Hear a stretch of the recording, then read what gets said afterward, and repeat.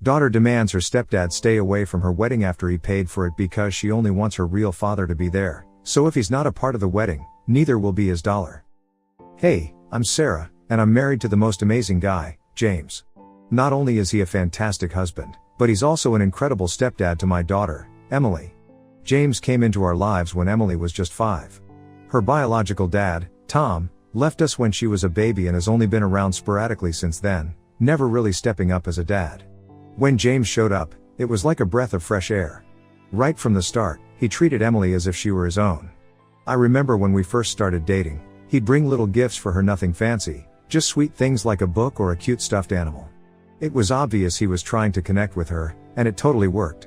Emily warmed up to him pretty fast. One thing that really stands out is how James supported Emily's love for ballet. She started taking classes when she was 6, and James never missed a single recital. He was always there, cheering her on, sometimes even getting a bit teary-eyed. He made sure she had everything she needed: ballet shoes, pretty tutus, and even extra classes with a private tutor when she had a big performance coming up. When Emily was about 9, she had a big performance, and she was super nervous. The day before, James took her to the park, and they spent hours talking and practicing her routine. They even made up a silly chant to calm her nerves. That night, he stayed up late with her, going over her steps until she felt confident. The next day, she nailed it, and I know it was because James was right there with her. But it's not just the big moments. James is always there for the day-to-day stuff too. When Emily struggled with math in middle school, he'd sit with her every evening after work, helping her with her homework. Sometimes they'd be at the kitchen table for hours, and even though James was exhausted from work, he never showed it. He was always patient and never gave up on her. But, as awesome as James has been, there's always been this lingering sadness when it comes to Emily and her biological dad, Tom. There were times when she'd ask about him, wondering why he wasn't around, and it broke my heart to see her like that. I remember one Father's Day when Emily made 2 cards, one for James and one for Tom. She asked if she could send the card to Tom, and of course, I said yes. She never got a reply. The disappointment in her eyes felt like a punch to the gut. James has always been super understanding about it. He never tried to replace Tom but made it clear he was there for Emily no matter what. On Emily's 13th birthday, she got a letter from Tom, apologizing for being absent. She was so happy at first, but then weeks turned into months, and she never heard from him again. The hurt in her eyes was hard to watch. James stepped up even more during those times, always reassuring her that she was loved and important. One Christmas, Emily got really down. She was hoping Tom might reach out during the holidays, but when he didn't, she was crushed. James noticed and did everything he could to cheer her up. He planned this elaborate Christmas scavenger hunt around the house, with little notes and gifts hidden everywhere. By the end of it, Emily was laughing and smiling again. That's just who James is, always thinking of others, always putting Emily first. When Emily graduated from high school, James was the one who cried the most. He gave this heartfelt speech at her graduation party about how proud he was of her and how much he admired her strength. It was such a tearjerker that even Emily, who usually keeps it cool, couldn't hold back her tears. James made sure she had everything she needed for college, even setting up a fund so she wouldn't have to worry about student loans. About a year ago, Emily announced her engagement to her longtime boyfriend, Mark, and it was a moment I'll never forget. We were all gathered for a family dinner at our place, a rare night where we all had the evening free. Emily and Mark had been together for years, and we all loved him, so this was the natural next step. Emily waited until dessert to make her announcement. She stood up, looking both nervous and excited, and said, "Everyone, I have some news." I saw James's eyes widen with curiosity. Then she held up her hand, and there it was, a beautiful ring sparkling on her finger. "Mark and I are getting married," she said. The room erupted into cheers and congratulations. James jumped out of his chair, his face lighting up like a Christmas tree. He hugged Emily so tight, I thought she might burst. The pride and happiness radiating from him were undeniable.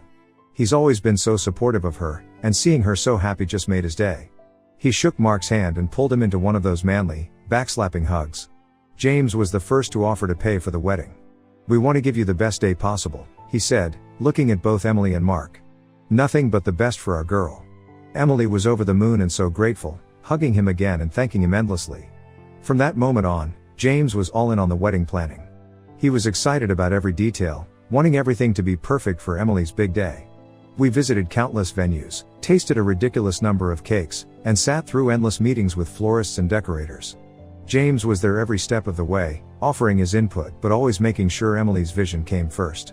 A few months ago, Emily started reconnecting with her biological dad, Tom. It came out of nowhere.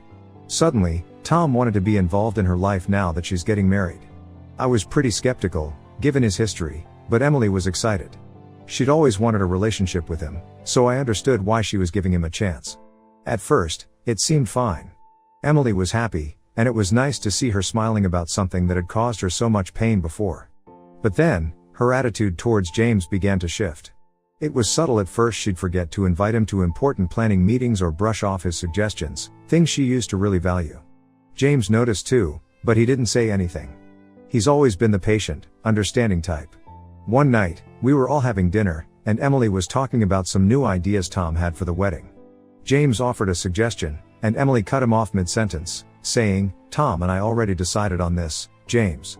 The look on James's face was heartbreaking. He just nodded and stayed quiet for the rest of the meal. There were other signs too. Emily used to ask James for help with things like fixing her car or going over her finances, but now she'd mentioned that Tom was handling it. I'd catch James looking a little lost, like he wasn't sure where he fits in anymore. He never complained, but I could tell it was getting to him. I decided to talk to Emily about it. Over coffee one morning, I gently brought up how she seemed a bit distant with James. I tried to be careful with my words, not wanting to upset her. "Emily, honey, I've noticed you've been a little distant with James lately. Is everything okay?" She looked at me, a bit surprised and annoyed. "Mom, you're overthinking it. I'm just busy with the wedding and reconnecting with Tom. It's a lot to handle." I didn't want to push too hard but couldn't let it go either. "I get that, but James loves you so much. He's done everything to make sure your wedding is perfect. It just feels like he's being left out." Emily said she appreciated everything James had done but insisted that Tom is her real dad and she wants to give him a chance to be part of this. Her words stung. I knew she wanted to bond with Tom, but I also knew how much James had given her and how much he loved her like his own. I told her I understood, but I didn't want James to feel pushed aside. He's been there for her through everything. Emily brushed it off, saying she wasn't pushing him aside, just trying to balance things now that Tom was back. Things didn't improve after that conversation. If anything, they got worse. Emily started calling Tom Dad in front of James, which she'd never done before. The first time was when we were all discussing seating arrangements for the reception. She looked at Tom and said, "Dad, what do you think about this?" James flinched, just a tiny bit, but I noticed. He excused himself soon after, saying he had work to finish. I tried to talk to James about it, but he brushed it off, saying he was happy Emily was reconnecting with her father. But I could see the hurt in his eyes. He'd spent years being the dad that Tom never was, and now it felt like he was being sidelined. Emily started spending more and more time with Tom, going out for lunch, having long phone calls, and updating him on every little wedding detail. James was still there, helping and supporting, but it felt like he was becoming a background character in a story where he used to be the hero. About a week ago, during a family dinner, Emily dropped a bombshell that caught us all off guard. We were all sitting around the table, enjoying a nice meal, when Emily cleared her throat and said she had something important to discuss. I had a sinking feeling in my stomach but tried to shake it off and listen. "Everyone," she started, glancing at Mark and then at Tom, who had joined us for dinner, "I've been thinking a lot about the wedding and the roles everyone will play. I've decided that I want Tom to have a significant role in the ceremony." The room went silent. James looked up from his plate, his face showing a mix of surprise and hurt. He quickly tried to hide it, but I could see how much Emily's words had hit him. I was shocked too. We all knew this could happen, but hearing it out loud was something else. Emily kept going, completely unaware of the tension that had just filled the room. "I want my real father to walk me down the aisle. I think it's only right that Tom, my biological dad, has this special role." James looked like he'd been punched in the gut. For years, he'd been the one comforting Emily, supporting her through every milestone, and now he was being pushed aside. I could see the pain in his eyes, but, as always, he tried to be understanding. James took a deep breath and nodded, his voice steady but soft. "If that's what you want, Emily, I'll support your decision." It was heartbreaking. Months ago, Emily had asked James to walk her down the aisle, and she'd been so excited about it, practically bouncing with joy. I remember her saying she couldn't imagine anyone else walking her down the aisle because James had always been there for her. He'd been over the moon. But now, things were different. Emily was wrapped up in the idea of having her real father play this big role, and she couldn't see how much it was hurting the man who had always been her dad in every way that mattered. I couldn't just sit there. "Emily, do you realize what you're doing? James has been there for you through everything. He's the one who raised you and always supported you." Emily's expression hardened, and she crossed her arms. "Mom, I get that, but this is important to me. I want Tom to be part of my wedding. He's my biological father." I glanced at James, who was doing his best to keep his emotions in check. "Emily," he said quietly, "I understand wanting to include Tom, but this is a big change. Just think about how much this means, not just to you, but to everyone involved." She was clearly frustrated. "I've already made up my mind. Tom is my dad, and he should walk me down the aisle." End of discussion. After that, dinner continued in awkward silence. James tried to keep the conversation going, but the hurt in his eyes was obvious. I felt so helpless, watching the man I loved being sidelined by the girl he's always seen as his own daughter. After a lot of thought and heartache, I finally decided to talk to Emily about the situation. It wasn't an easy decision, but I'd been watching James, who'd put so much into making sure everything was perfect for her wedding, slowly getting pushed aside in favor of her biological father, Tom. I felt like I needed to draw a line somewhere. I told Emily that if James wasn't going to be considered a father in this wedding, if his role was being replaced by Tom's, then we should reconsider his financial support too. I made it clear that the money James had put into this wedding wasn't just a financial contribution, it was a gesture of fatherly love and support. If he wasn't going to walk her down the aisle, then it seemed only fair to rethink his involvement. I know that might sound harsh, but I was feeling torn.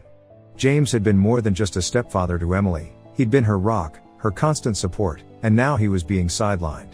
It felt like a betrayal to see him overlooked in favor of Tom, who had been mostly absent from Emily's life.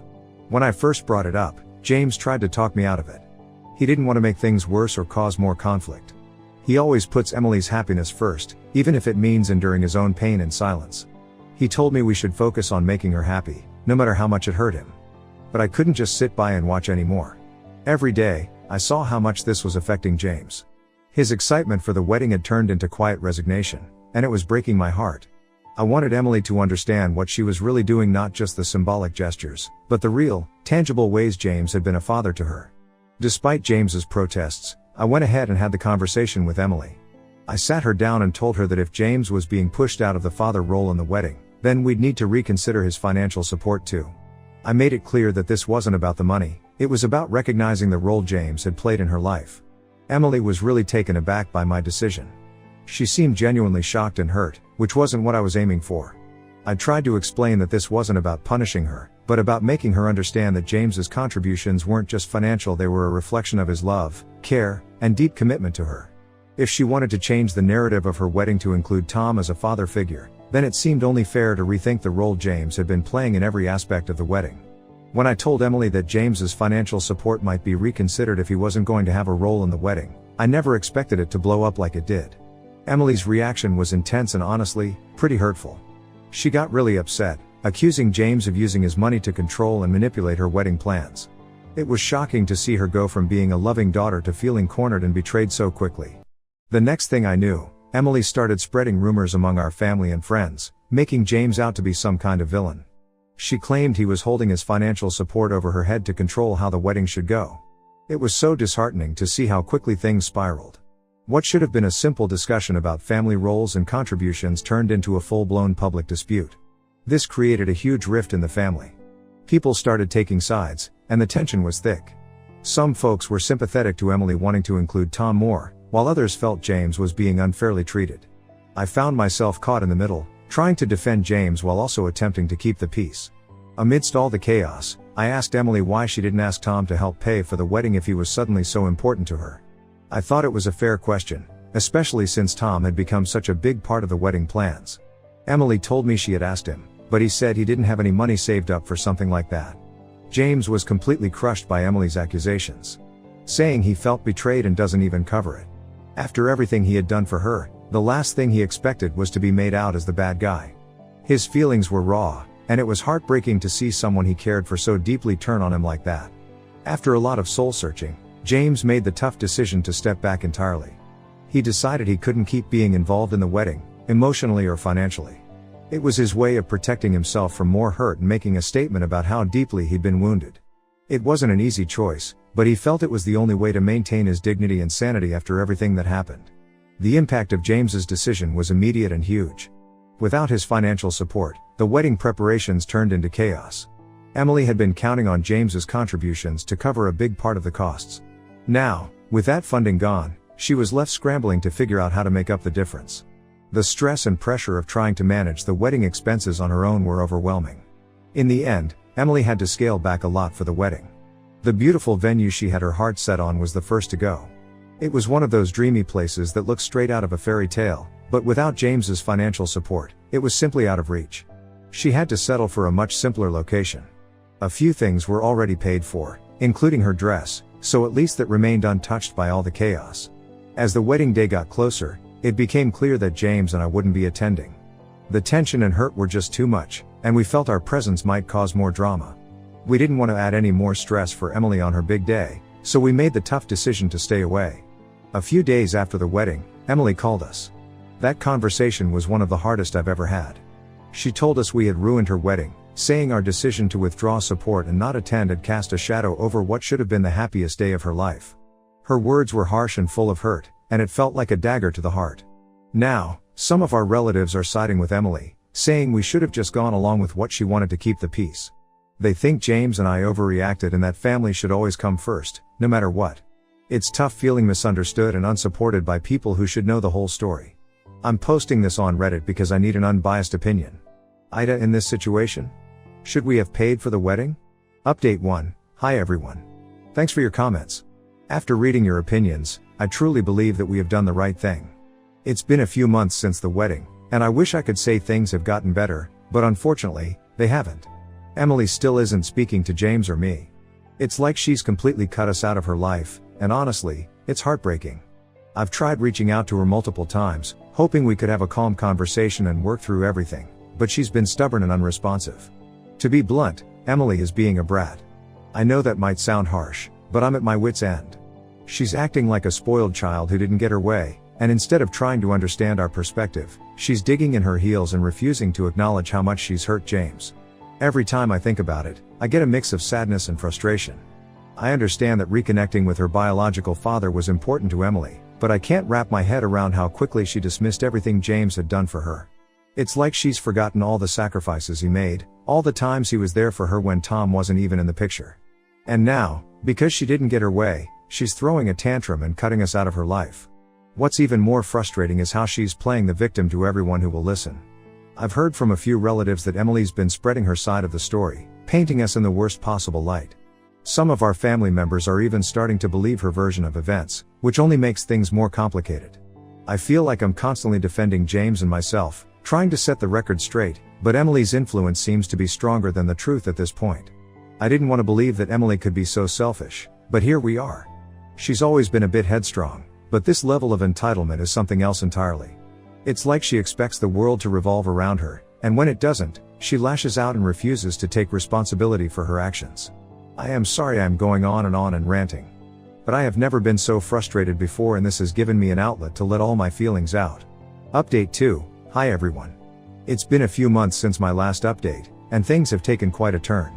I'm not sure how to feel about what's happening, so I figured I'd come here for some advice.